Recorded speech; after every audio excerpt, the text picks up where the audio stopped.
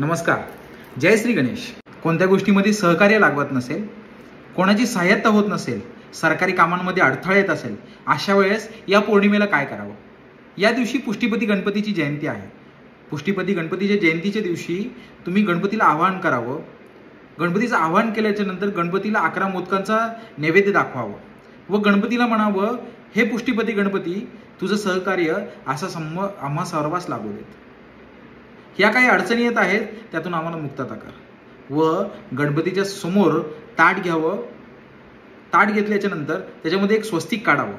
स्वस्तिक काढल्याच्या नंतर त्यातल्या स्वस्तिकाच्या आतील जे 4 टिंब आहेत ते चंदनाचे काढावे व त्याच्यामध्ये तुपाचा दिवा ठेवून गणपतीची आरती करावी व चतुर्थभुजेला ती आरती दाखवावी.